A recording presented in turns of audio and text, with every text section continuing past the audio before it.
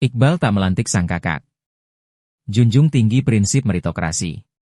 Mataram, Gubernur Nusa Tenggara Barat, NTB, lalu Muhammad Iqbal, melantik 8 pejabat eselon 2 lingkup Pemprov NTB, kemarin. Namun pelantikan kali ini Gubernur mengambil keputusan tidak biasa. Gubernur dengan berani memilih tidak melantik kakak kandungnya, baik Nelly Kusumawati meski peraih nilai tertinggi dalam seleksi terbuka pengisian jabatan pimpinan tinggi, JPT, pada jabatan Inspektur Inspektorat NTB. Alhamdulillah kalau teman-teman tahu nilainya paling tinggi, beliau lama di Inspektorat, katanya. Iqbal menjelaskan, ada banyak pertimbangan yang menjadi landasan untuk membuat keputusan tersebut, termasuk menghindari persepsi publik agar tidak menilai seleksi terbuka itu menjadi jalan politik kepentingan jika baik Nelly yang merupakan kakak kandungnya tetap dipilih dan dilantik sebagai Inspektur Inspektorat NTB. Ada banyak pertimbangan yang saya berikan, karena saya berdasarkan peraturan, saya diberikan kebebasan untuk salah satu di antara 3 besar itu, ujarnya. Yang dilantik ini baru saya kenal setelah mereka masuk 3 besar gitu. Dan besar gitu. Jadi alhamdulillah ini adalah yang terbaik yang kita bisa.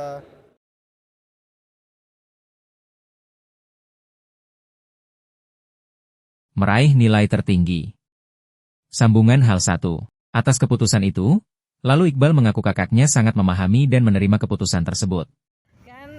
Sudah jelas meritokrasi itu dengan melakukan pansel untuk seleksi untuk JPT, dan itu ketika sudah terpilih 3 yang sudah memenuhi syarat lulus semua tahapan, itu diambil 3. Nah dari 3 itulah tempat hak prerogatifnya kepala daerah untuk menentukan mana yang sesuai dengan kebutuhan. Kalau secara administrasi mereka semua udah berhak untuk udah layak untuk menjadi eselon 2, tetapi secara kebutuhan tentunya.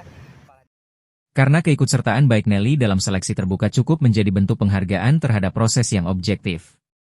Saya yakin kakak saya sudah paham pertimbangan saya dan beliau juga sudah cukup senang mengikuti proses seleksi yang objektif, pungkasnya. Usai pelantikan, Iqbal menegaskan bahwa pejabat yang menduduki jabatan strategis tersebut merupakan figur-figur terbaik hasil seleksi terbuka yang digelar secara transparan pada Agustus lalu. Sebagian besar yang dilantik ini baru saya kenal setelah mereka masuk 3 besar, jadi alhamdulillah ini adalah yang terbaik yang kita persembahkan untuk masyarakat NTB, ujar Gubernur. Ia menekankan, terpilihnya 6 kepala OPD yang mengikuti seleksi terbuka itu menjadi bukti bahwa pemerintahannya konsisten dalam menjunjung prinsip meritokrasi. Proses seleksi kata dia dilakukan sepenuhnya secara objektif, tanpa ada ruang untuk intervensi dari pihak manapun. Insya Allah, teman-teman bisa tanyakan ke mereka yang masuk dalam 3 besar maupun yang akhirnya dilantik, bahwa prosesnya sepenuhnya sangat objektif, tegasnya. Meski demikian, Iqbal mengakui bahwa jumlah peserta perempuan dalam seleksi masih sangat terbatas. Menurutnya, hal ini menjadi catatan penting agar ke depan lebih banyak perempuan yang berani berkompetisi dan menempati posisi penting di lingkup pemerintahan. Memang tidak banyak ikut yang perempuan, jadi itu juga sebabnya kita dorong teman-teman yang perempuan untuk ikut, katanya. Adapun pejabat yang dilantik dalam kesempatan tersebut adalah Budi Herman sebagai Inspektur Inspektorat NTB, Irnadi Kusuma sebagai Kepala Dinas Penanaman Modal dan Pelayanan Terpadu Satu Pintu, DPMPTSP, Samsudin sebagai Kepala Dinas Energi dan Sumber Daya Mineral, ESDM, Ervan Anwar sebagai Kepala Dinas Perhubungan, Marga Sukifli Raya sebagai Kepala Biro Pengadaan Barang dan Jasa Sekretariat Daerah NTB, serta Hubaidi sebagai Kepala Biro Hukum Sekretariat Daerah NTB. Selanjutnya beberapa pejabat lain mengalami pergeseran. Di antaranya, Muhammad Taufiq Hidayat, semula menjabat Kepala Dinas Pertanian dan Perkebunan, di Stanbun, NTB, menjadi Kepala Biro Organisasi Setda NTB. Najamuddin Ami yang semula Kepala Dinas Perumahan dan Pemukiman kini menjadi Kepala Biro Perekonomian Setda NTB. Selanjutnya, Dadang Fajar dari Kepala Bagian Administrasi Pimpinan Sekretariat Daerah kini menjadi Sekretaris Dinas Penanaman Modal Terpadu Satu Pintu menggantikan posisi Wahyu Hidayat yang duduk sebagai Kepala Bagian Administrasi Pimpinan Sekretariat Daerah. Mantan Dubes RI untuk Turki itu berharap kehadiran para pejabat baru ini dapat memperkuat kinerja birokrasi, meningkatkan pelayanan publik, dan membawa perubahan nyata bagi masyarakat NTB.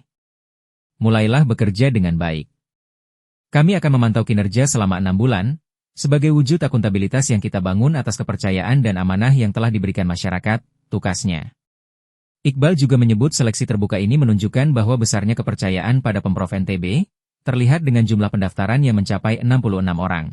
Ini juga dinilai mengokohkan pondasi dalam membangun tata kelola pemerintahan berbasis meritokrasi. Jadi rata-rata yang ikut itu 11 per OPD, Ini menunjukkan ada kepercayaan di lingkungan pemerintah provinsi bahkan dari luar untuk mengikuti pansel tersebut. Kalau nggak percaya kan nggak banyak yang ikut gitu, katanya. Jo.